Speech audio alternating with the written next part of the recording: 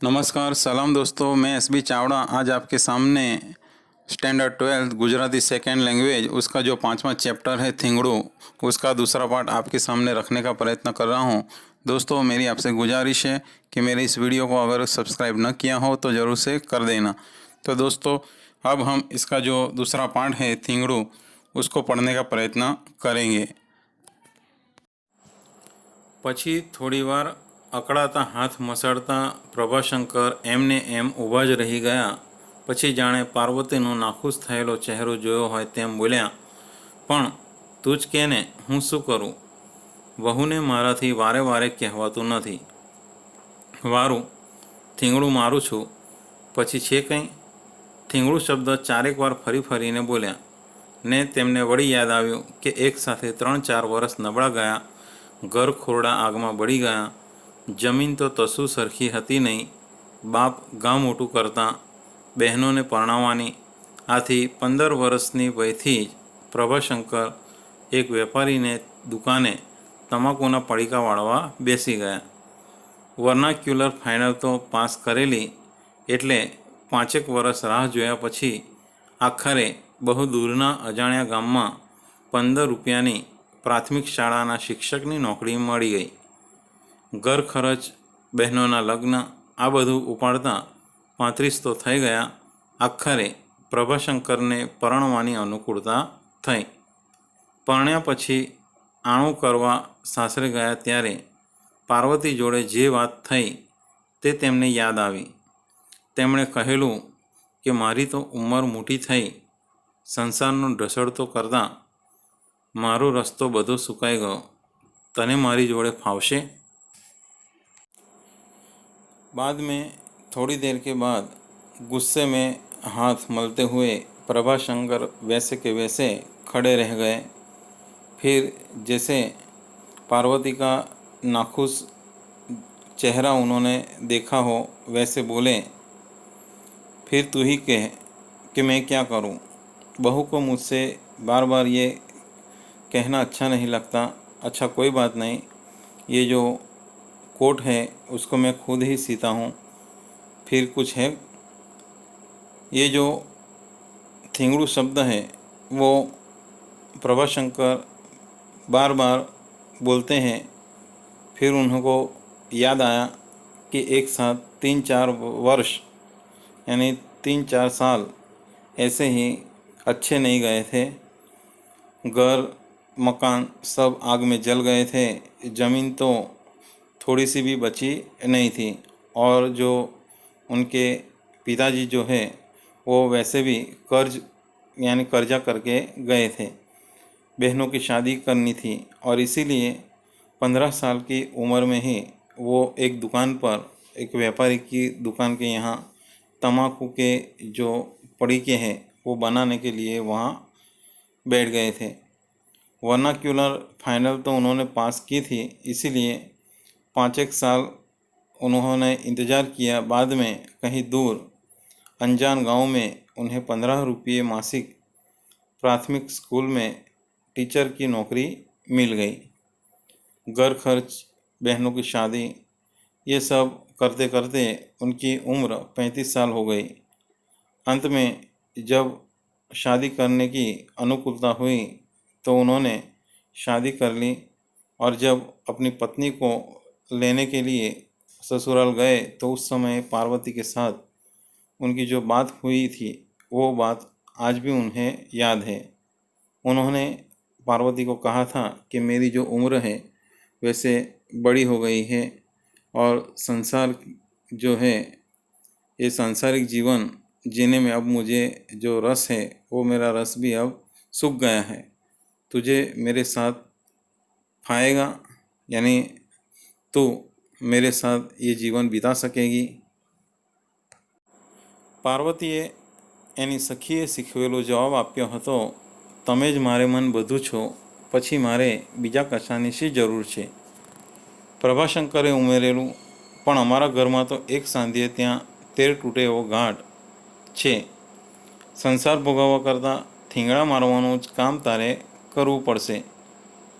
પાર્વતીએ ઉલટભેર કહેલું કે વારું, તમે કહેશો તેટલા થીંગડા મારી આપીશ. થીંગડા મારતા હું નહીં થાકું, પણ આજે એ ક્યાં છે એ આખરે થાકી જ ને. यानी कि यहाँ पर पार्वती ने जब प्रभाशंकर ने जब प्रश्न किया तो पार्वती ने ये जवाब दिया कि आप ही मेरे मन सब कुछ हो, फिर मुझे दूसरे और किसी की ज़रूरत नहीं है. प्रभाशंकर ने आगे उसे कहा कि हमारे घर में तो एक सीए वहाँ 13 टूटे ऐसा समय है, यानी ऐसी परिस्थिति है. संसार निभाते निभाते तुझे इस प्रकार सीने का काम तुझे करना पड़ेगा. यानी कि यहाँ पर प्रभाशंकर इसके द्वारा ये कहना चाहते हैं कि हमारे घर में कहते हैं कि एक परिस्थिति अगर हम उस परिस्थिति में से निकलते हैं तो वहाँ सामने तेर और मुसीबतें सामने आ जाती है. तो तुझे इन मुसीबतों का सामना करना सीखना होगा, करना पड़ेगा. तो ये सुनकर पार्वती जवाब देती है, उत्तर देती है क्या, अच्छा कोई बात नहीं, आप कहोगे उतना मैं उन मुसीबतों, उन परिस्थितियों का सामना करने के लिए तैयार हूँ. लेकिन कहते हैं कि आज वो कहाँ है, वो भी आखिर अंत तक कहते कि वो भी थक ही गई ना. देव આગળ દીવો કરવાને ફાનસ સળગાવવા પ્રભાશંકરે દીવાસળી શોધી પણ જડી નહીં, પણ દીવાસળી શોધતા એક દાબડામાંથી 100 દોરો જડ્યા. એ લઈને પ્રભાશંકર ઓટલે ગયા. શેરીના દીવાને અજવાળે તેમણે કેટલું થીંગડું મારવું પડશે તેનો અંદાજ કાઢી લીધો. પોતાની બેસવાની ગાદી નીચે સંગ્રહેલા ગાભા ચિત્રામાંથી માપસરનો એક ટુકડો કાઢ્યો. એનો રંગ કોટના રંગને મળતો નહોતો આવતો, પણ એવું કપડું ક્યાંથી લાવવું? આ કોટને હસમુખ જેટલા વરસ થયા. મિલિટરીના સસ્તા ભાવે કાઢી નાખેલા કપડામાંથી મણિશંકર એ લઈ આવેલો. यानी कि यहाँ पर जब प्रभाशंकर देव यानी कि ईश्वर की जो मूर्ति थी वहाँ दिया जलाने के लिए, और कहते हैं कि जो फानस जलाने के लिए उन्होंने दिया सलाई, जब वो ढूंढ रहे थे तो वो मिली नहीं. लेकिन वो ढूंढते ढूंढते अचानक उनके हाथ में सुई धागे वाला जो डिब्बा है वो आ गया, और वो लेकर वो बाहर के जो ओटली बनाई थी वहाँ पर बैठ गए. जो शेरी थी, उस शेरी पर जो स्ट्रीट लाइट थी उसके उजाले में उन्होंने इसको सीने का प्रयत्न किया, यानी कि फटे कोट को सीने का प्रयत्न किया. और कहते हैं कि जहाँ से वो कोट फटा था उसका नाप लिया, और अंदाजे से उन्होंने नाप लेकर अपने बैठने की जो गद्दी थी उसके अंदर जो फटे कपड़े, उसके जो टुकड़े भरे हुए थे उसमें से एक आध टुकड़ा निकाला, और कहते वो अलग रंग का था. लेकिन फिर भी कहते कि उन्होंने वो टुकड़ा निकालकर सीने के लिए बाहर निकाला. कहते ये जो कोट था, वो कोट उनका जो बेटा था मणिशंकर, वो मिलिट्री के अंदर से जो सस्ते भाव में जो कपड़े होते हैं वो उन कपड़ों में से खरीद कर ये जो कोट है वो लेकर आया था. દીવાને અજવાળે પ્રભાશંકરે આંખ ઠેરવીને સોયમાં દોરો પરવાનો પ્રયત્ન કર્યો. દોરીને થૂંકથી ભીની કરીને છેડે વળ ચડાવ્યો. ઘણા પ્રયત્નો કર્યા પણ સોયનું નાકું દેખાય ને. એટલામાં શેરીના દીવા આગળ રમતા એક કિશોરની એ તરફ નજર ગઈ. થોડી વાર સુધી તો તેણે પ્રભાશંકરના નિષ્ફળ પ્રયત્નોને કુતૂહલથી જોયા કર્યા. પછી એ પાસે આવીને બેઠો અને ભીંતના પોપડા ઉખેડતો ઉખેડતો પ્રભાશંકરના પ્રયત્નોને જોઈ રહ્યો. પ્રભાશંકરનું એના તરફ ધ્યાન ગયું એટલે એમણે કહ્યું કે કોણ છો બેટા? દયાશંકરનું મનુ કે? પેલા કિશોરે કહ્યું કે હા દાદા. કિશોરના માનવાચક સંબોધનથી પ્રોત્સાહન પામીને પ્રભાશંકરે કહ્યું કે ભાઈ મને જરા આ સોયમાં દોરો પરોવી આપને. મનુએ કહ્યું કે દાદા એક શરત, તમારે વાર્તા કહેવી પડશે. પ્રભાશંકર હસીને બોલ્યા, વાતો તો તારા દાદીને કહેતા આવડતી હતી. હું તો એમને વચ્ચેથી જ અટકાવીને મનુ બોલ્યો કે ના દાદા, એમ બહાનું કાઢો તે નહીં ચાલે. દાદીએ તેમને યાની કે તમને તો ઘણી બધી વાતો સંભળાવી હશે, એમાંથી એક તો કહો. પ્રભાશંકર હાર્યા. એમણે કહ્યું કે વારું, તું દોરો પરોવી આપ એટલે વાર્તા कहूँ.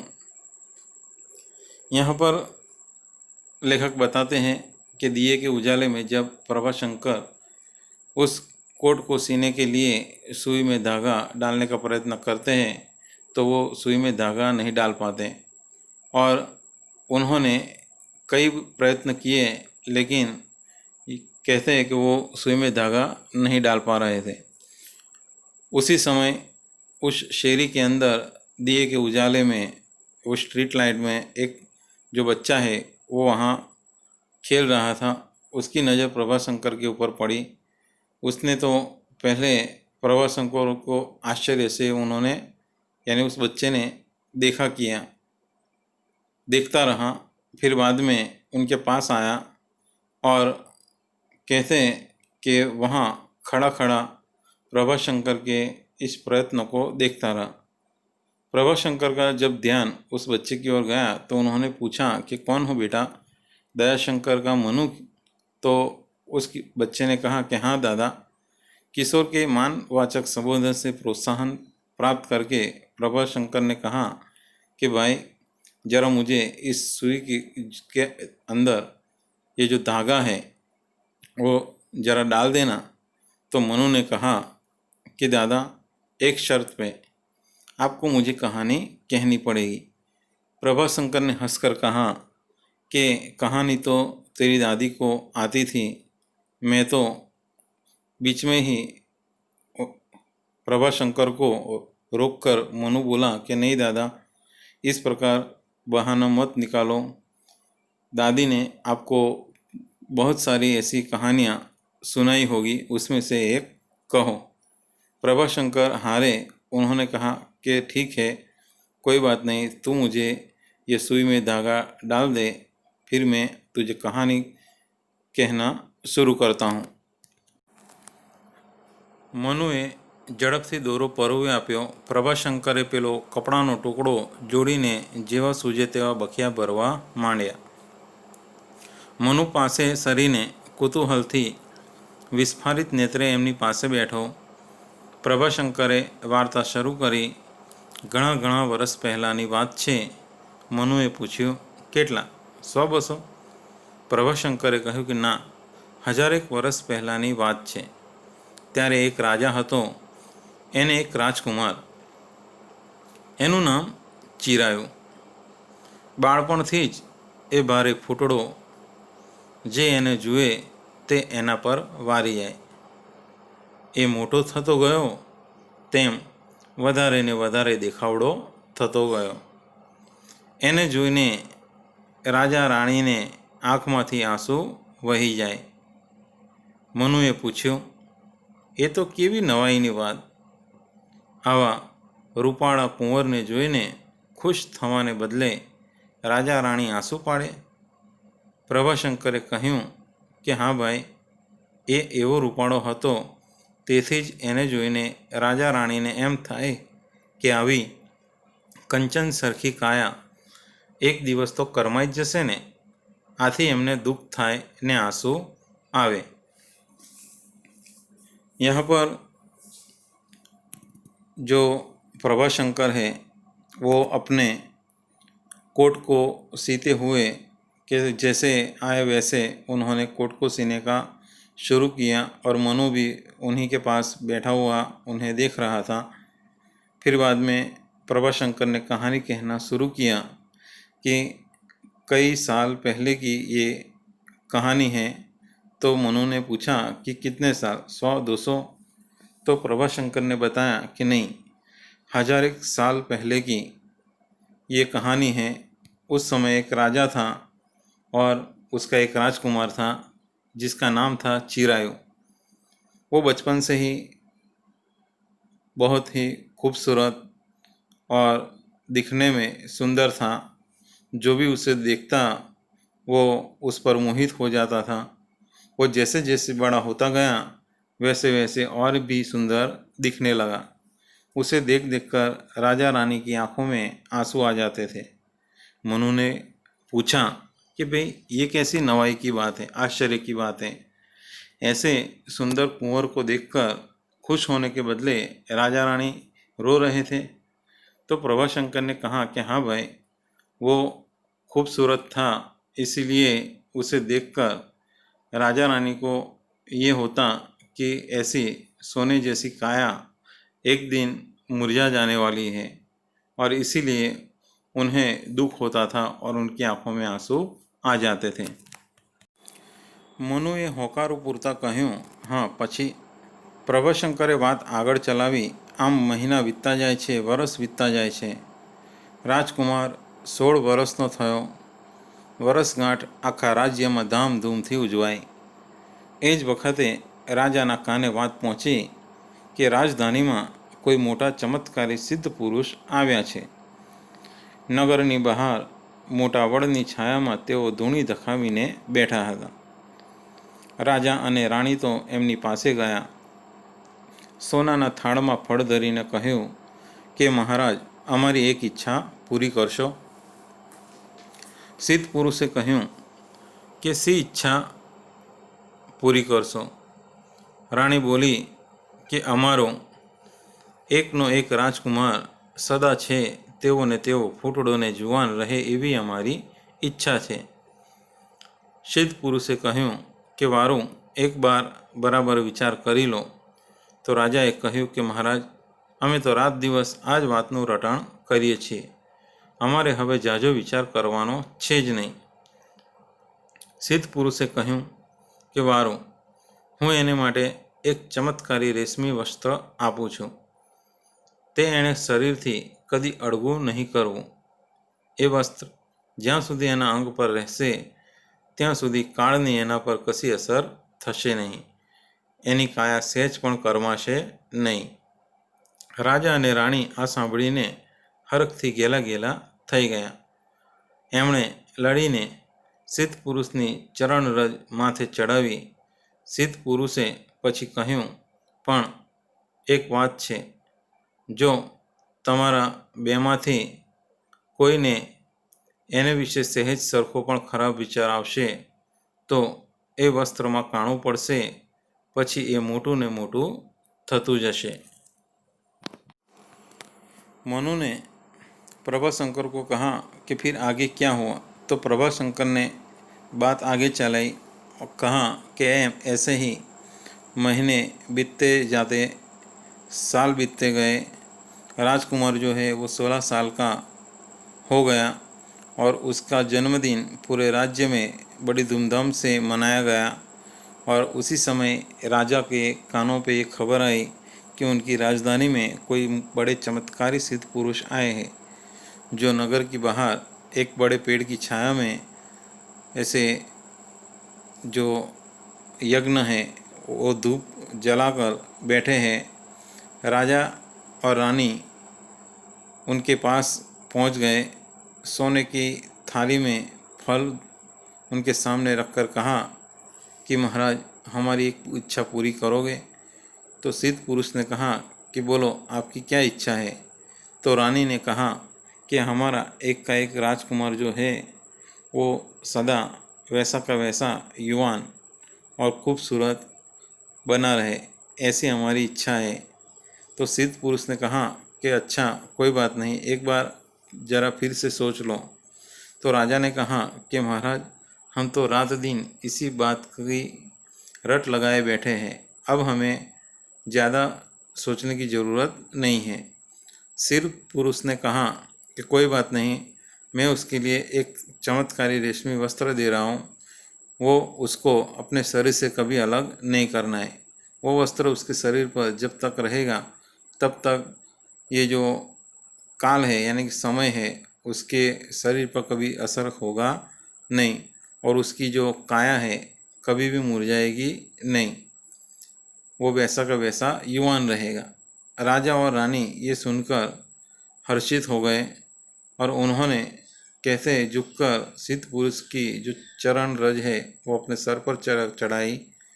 बाद में सिद्ध पुरुष ने कहा कि हाँ, एक बात है, अगर आप दो में से किसी एक को भी आपके बेटे के बारे में कोई खराब विचार आया तो उसके वस्त्र में छेद हो जाएगा और वो छेद दिन ब दिन बढ़ता ही जाएगा। આ સાંભળીને રાજા અને રાણીના મોઢા પર ચિંતાની છાયા પથરાઈ ગઈ। પછી રાજા બોલ્યા કે અમારા વહાલા દીકરાને માટે અમારા મનમાં ખરાબ વિચાર તો નહીં જ આવે, પણ ન કરે નારાયણ।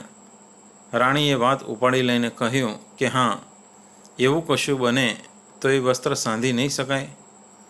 સિદ્ધ પુરુષે કહ્યું કે સાધી તો શકાય, પણ એ ભારે વિકટ કામ છે।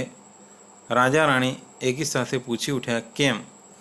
તો સિદ્ધ પુરુષ બોલ્યા કે એ સાંધવાને જેટલા ટાંકા ભરવા પડે તેટલા વર્ષ કોઈ આપી દેવા તૈયાર થાય તો એને સાંધી શકે, પણ એમાં વળી બીજી એક શરત છે, એ બધા વર્ષો આપનારે એ વર્ષો દરમિયાન કશું પાપ કર્યું ન હોવું જોઈએ, એ વર્ષો કસાય કલંક વગરના હોવા જોઈએ। આ સાંભળીને રાજા રાણી ઘડીભર તો વિચારમાં પડી ગયા, પણ પછી તરત કહ્યું કે ભલે મહારાજ, અમને બધી શરતો મંજૂર છે। સિદ્ધ પુરુષે કહ્યું કે હજુ એકવાર વિચાર કરી લો, જો એના વસ્ત્રમાં છિદ્ર પડશે તો એકસાથે બધા વીતેલા વર્ષોની અસર એની કાયા પર થશે અને જ્યાં સુધી એને સાંધી નહીં લેવાય ત્યાં સુધી એ ધીમે ધીમે ગળાતો જ જશે, પણ જ્યાં સુધી એ વસ્ત્ર એના શરીર પર હશે ત્યાં સુધી એ મરશે नहीं। ये सुनकर राजा और रानी की चेहरे पर चिंता की छाया फैल गई। फिर बाद में राजा बोले कि हमारे प्यारे बेटे के लिए हमारे मन में उसके बारे में खराब विचार तो नहीं आएगा, लेकिन अगर आ गया तो हम क्या करें? तो सिद्ध पुरुष ने कहा कि अगर कहते हैं कि ऐसी कोई परिस्थिति आ गई और उस वस्त्र में छेद हो गया तो उसको सी सकते हो, लेकिन वो बड़ा विकट यानी कि मुश्किल काम है। राजा रानी एक साथ उन्होंने एक साथ पूछ लिया कि कैसे?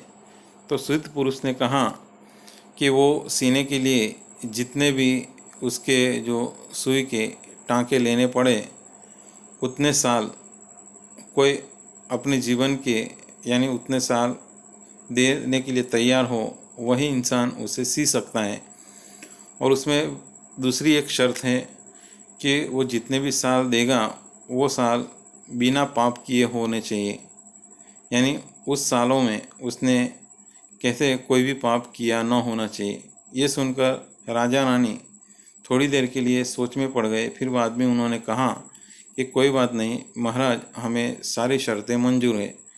सिद्ध पुरुष ने कहा कि अभी एक बार और सोच लो, अगर उसके वस्त्र में छेद हो गया तो एक साथ उसने जितने भी साल बिताए उसकी असर उसके शरीर पर होगी, और जब तक उस वस्त्र को सी नहीं लोगे तब तक वो दिन ब दिन उसका जो शरीर है वो पिघलता जाएगा, लेकिन हाँ, जब तक वो वस्त्र उसके शरीर पर होगा वो मरेगा नहीं।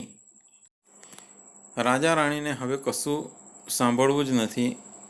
તેમણે તો આતુરતાપૂર્વક એ રેશમી વસ્ત્ર માંગ્યું। સિદ્ધ પુરુષે એ વસ્ત્ર એની બરાબર મધ્યમાં સ્વસ્તિક દોરીને આપ્યું।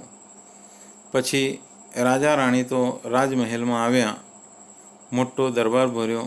એ દરબારમાં ભારે દમામથી રાજપુરોહિતોને હાથે રાજકુમારને એ રેશમી વસ્ત્ર પહેરવાની વિધિ થઈ।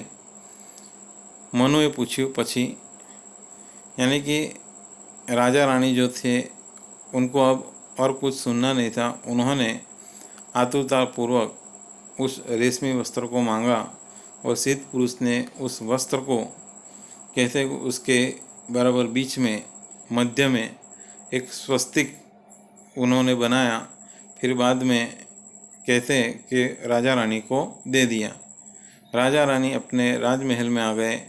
फिर एक दिन कहते दरबार भरा और उस दरबार के अंदर बड़ी कैसे कि जश्न के साथ राजपुरोहित के हाथों राजकुमार को वो रेशमी वस्त्र पहनाने की विधि हुई। फिर मनु ने पूछा कि फिर क्या हुआ। तो दोस्तों, आपको मेरा ये वीडियो ज़रूर पसंद आया होगा। दोस्तों, मेरी आपसे गुजारिश है कि आपके और भी जो दोस्तों में इस वीडियो को शेयर करने का प्रयत्न करें और उनसे भी इस वीडियो को सब्सक्राइब करने के लिए कहें। दोस्तों, मुझे आशा है कि आपको मेरा ये वीडियो ज़रूर पसंद आया होगा। मैं जल्द ही आपके सामने अगला जो वीडियो है वो लेकर आपके सामने उपस्थित होऊंगा। तब तक के लिए धन्यवाद, थैंक्स, आभार।